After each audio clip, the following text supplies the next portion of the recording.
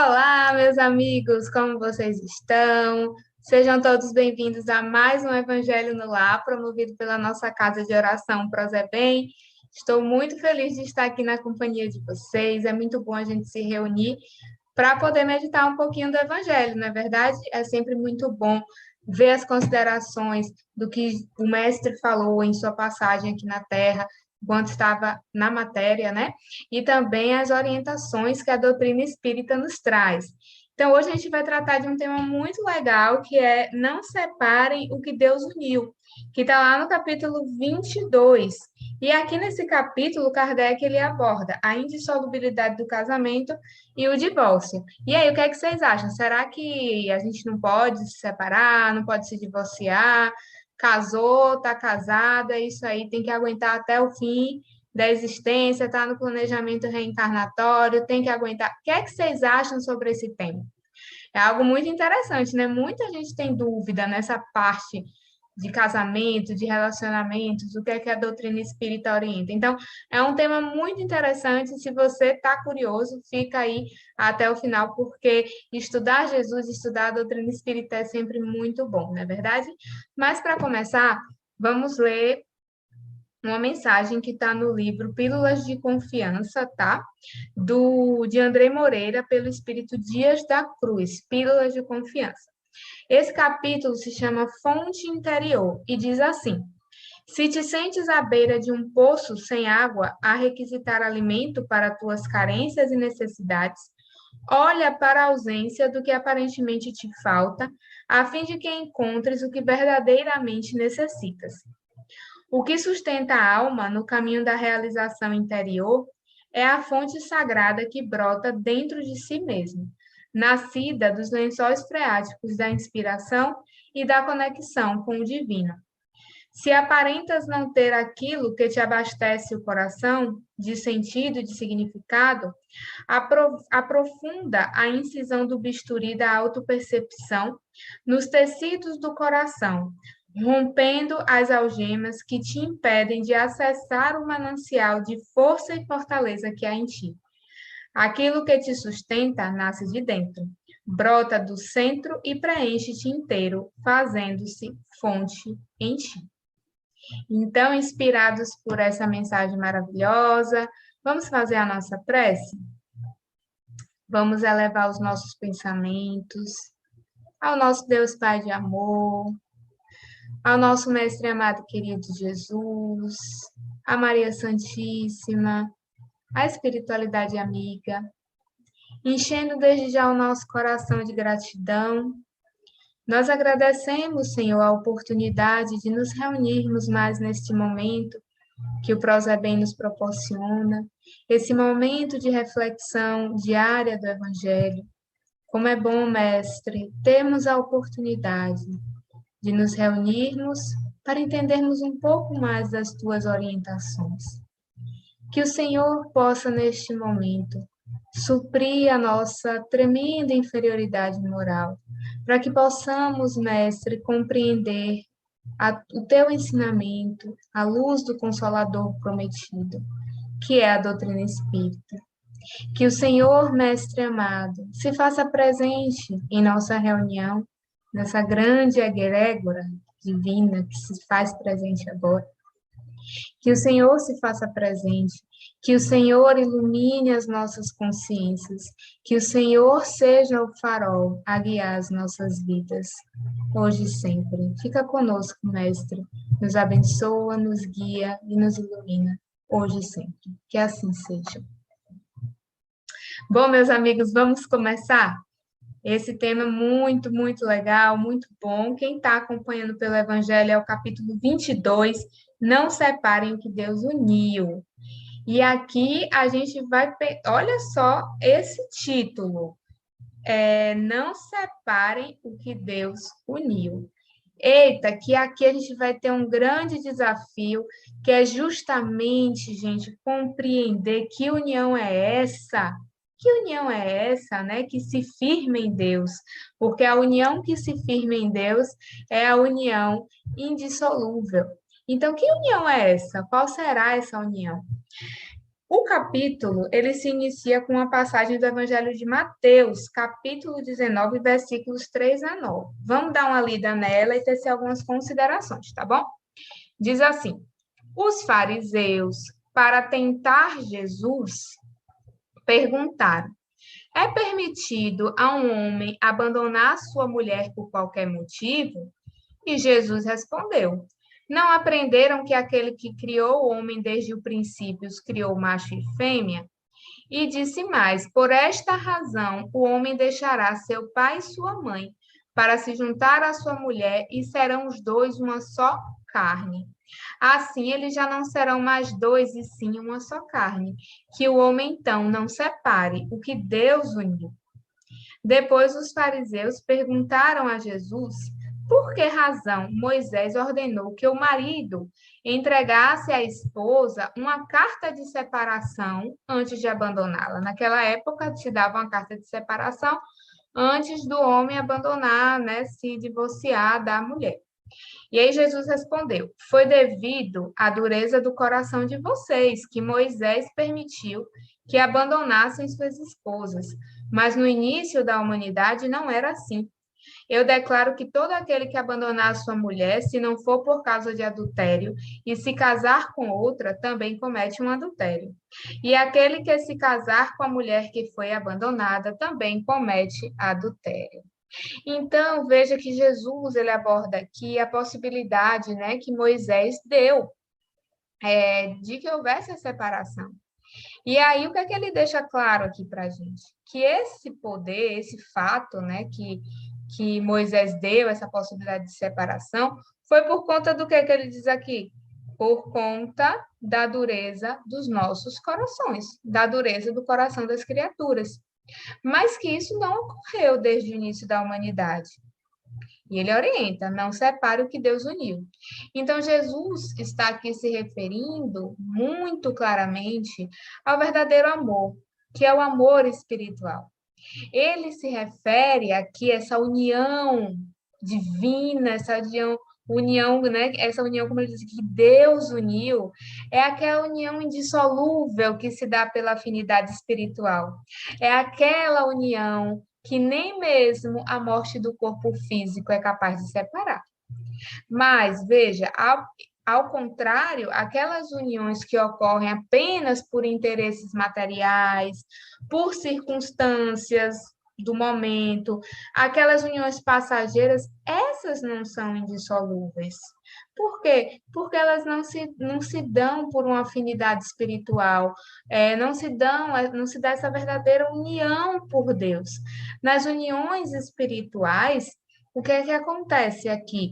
Esse amor espiritual. A gente vê nitidamente entre os espíritos, entre as criaturas envolvidas, uma afinidade de princípios, tem uma afinidade de propósitos, tem um sentimento real e verdadeiro.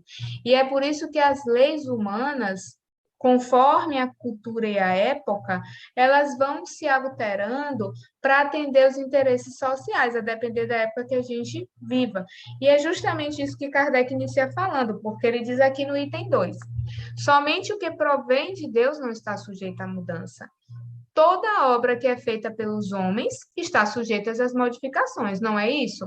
Tudo que Deus cria, as suas leis são imutáveis, são imutáveis. Agora, as leis humanas, serão que elas são imutáveis como as leis divinas?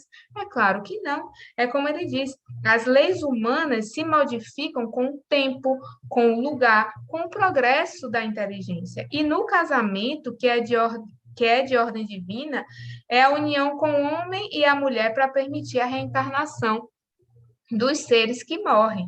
Agora, as leis que regulam essa união são feitas pelos homens. E não existe em todo o mundo dois países que elas sejam iguais, nem mesmo entre os países cristãos. Também não existe um só país onde essas leis não sofram modificações com o tempo. Então, Kardec faz uma separação aqui muito clara. Existem as leis divinas, que são leis imutáveis, e existe a lei humana. Essa lei que é imutável, que é a lei de reprodução, que permite a reencarnação e o progresso da humanidade por consequência, é aquela em que há a união dos sexos. né, havendo essa união para a multiplicação da espécie. Mas será que é apenas essa lei de união, né, dessa lei de reprodução, que rege a união do sexo? Será que a gente se une apenas para cumprir essa lei divina de reprodução e, consequentemente, do progresso da humanidade? E é isso que Kardec vai falar no item 3, porque ele vai dizer assim, ó, na união do homem com a mulher, além da lei divina de reprodução, então, além dessa lei divina, que é comum a todos os seres vivos, óbvio, temos para todos a união do sexo para que haja o quê? A reencarnação. Então, isso é para todo mundo.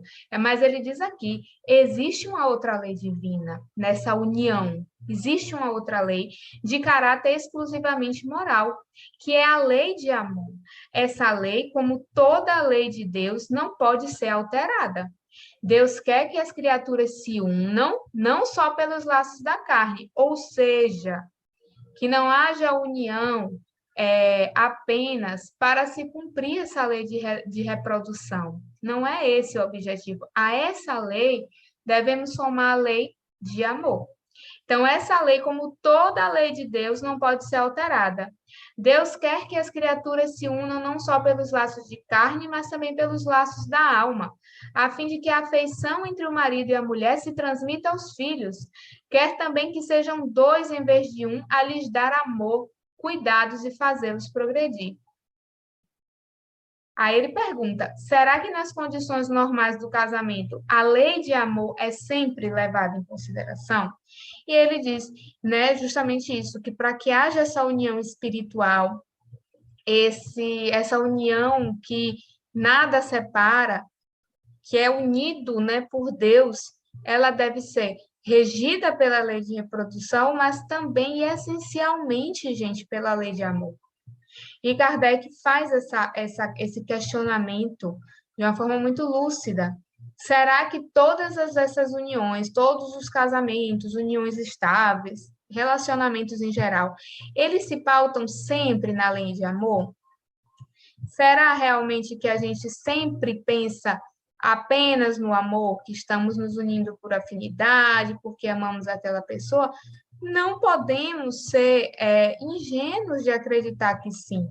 Todos nós sabemos que não, que muitas uniões existem que se dão por conveniência, para satisfação de interesses que são passageiros, tá?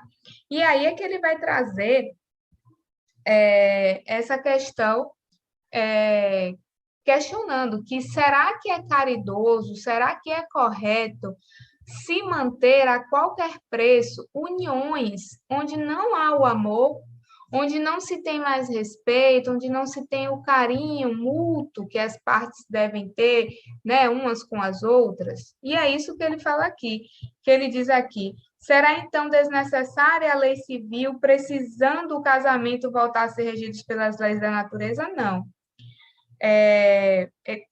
Aqui. As dificuldades para o cumprimento da lei divina, que tem por base a lei de amor, decorrem dos preconceitos humanos e não da lei civil. Embora seus preconceitos estejam ainda muito ativos, já perderam sua força junto aos povos esclarecidos. Eles desaparecerão totalmente com o progresso moral, que fará com que os homens vejam os males incontáveis e até mesmo os crimes que resultam de uniões onde somente são levados em conta os interesses materiais. A separação dos casais que não podem mais viver juntos é sempre bem-vinda, pois a perspectiva de uma aliança que não pode ser desfeita aumenta o número de uniões ilegais. Kardec vai por um caminho muito interessante aqui, que ele diz: a que preço a gente vai manter uma união que não se pauta no amor?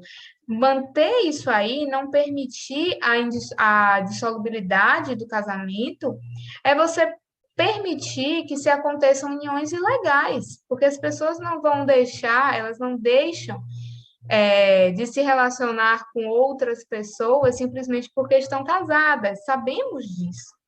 Então, assim, você não permitir que o divórcio aconteça nos casos onde não há amor, é você permitir que crimes aconteçam. Quantos crimes a gente não vê por conta dessa questão do relacionamento, não é verdade?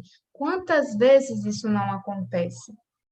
E quantas uniões ilegais são aí formadas porque as pessoas acreditam que, não, eu não posso, me casei, já era, tenho que ficar até o fim. Não, gente, não é assim. Como tem pessoas que pensam, será que está no meu planejamento reencarnatório? Eu estar com essa pessoa e eu tenho que suportar tudo, às vezes até situações abusivas, de relacionamentos abusivos, e é óbvio que não. Kardec está dizendo que não. O que deve prevalecer é a lei de amor. Se não há a lei de amor nesse casamento, nessa união, que ela possa ser dissolvida perante a lei dos homens. E claro, gente, se essa união foi desfeita naquele momento, não pense que, mas aí então eu me separei dessa pessoa, me divorciei, então, necessariamente, em reencarnações subsequentes, eu tenho que ficar voltando com ela, porque eu tenho que resgatar com ela através do casamento? Não necessariamente. A lei divina tem inúmeras formas para a gente resgatar os nossos débitos. Não necessariamente vai ser você estar com aquela pessoa pelo casamento. Não necessariamente. Você pode resgatar de outras formas, tá? E aqui Kardec ainda vai falar sobre o divórcio, no item 5, certo? Que o divórcio, ele diz que o divórcio vem realmente para separar aquilo que de fato já está separado, né? E ele não é contrário à lei de Deus, tá? Porque é aplicável o quê? Nos casos que a criatura desconsiderou as leis divinas. Eu desconsiderei as leis divinas, me casei com aquela pessoa, e aí é claro que é permitido o divórcio, né? E a dureza é justamente essa dureza do coração que Jesus se refere, que nós contrariamos as leis divinas pela dureza do nosso coração. E foi isso que fez com que Moisés admitisse que se devolvesse a esposa, justamente se referindo às relações que não são pautadas nessa lei de amor, e sim em interesses materiais. E aí é muito interessante a gente falar um pouquinho sobre os tipos de casamento. Nessa tem Martins Peralva que faz no livro Estudando a Mediunidade uma divisão dos casamentos. Existem vários tipos de casamento e ele faz uma classificação que é bem interessante para a gente. Ele fala dos casamentos provacionais, que são os casamentos onde espíritos têm um comprometimento de vidas passadas e eles precisam se reajustar. Então, nesse caso, tem um planejamento reencarnatório para que eles reencarnem, fiquem juntos na existência atual. Então, nesse caso, não são espíritos com o sentimento de uma afinidade profunda a uni-los, né? Eles vêm nessa condição para se reajustarem. Então, nesses casos, os espíritos envolvidos, eles têm esse grande desafio de aprender a se amar, a exercer a renúncia, a abnegação. Eles são muitas vezes magnetizados pela espiritualidade para que eles possam se apaixonar, afastando aquela antipatia que naturalmente eles teriam pelo outro. Sem essa intervenção espiritual, esse antagonismo do passado, ele apareceria e não teria casamento entre eles. Então, é a espiritualidade que une esses corações para que, nesse convívio diário, essa animosidade do passado se transforme em laços de amor, em laços de fraternidade. É uma possibilidade de reajuste, tá? Não é ainda aquela união de almas afins. Esses casamentos provacionais. Aí temos também os casamentos acidentais, que são aqueles encontros de almas, digamos assim, com uma evolução espiritual ainda um pouquinho menor, que elas são atraídas momentaneamente, sem identificação, eles não têm um compromisso espiritual anterior.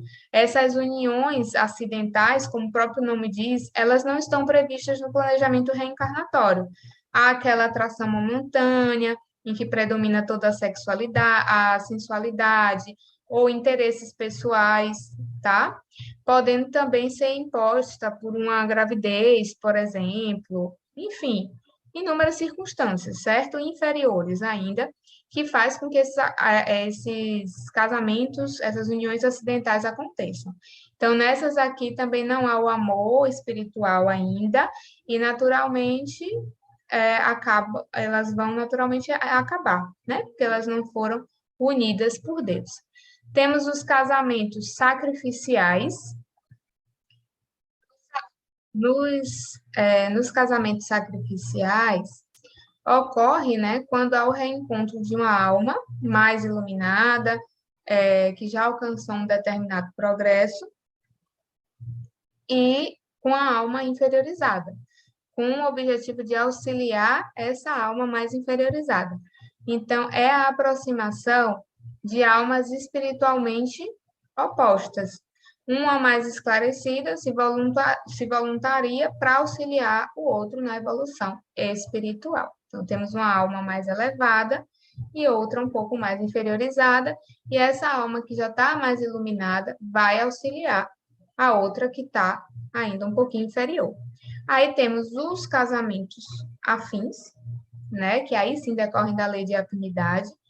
É aí que se iniciam as verdadeiras uniões. Não tem divórcio, não tem quebra da união, porque realmente aqui as criaturas são unidas por verdadeiros laços de amor. São realmente espíritos afins, espíritos amigos que se reencontram para consolidar essa afinidade, tá?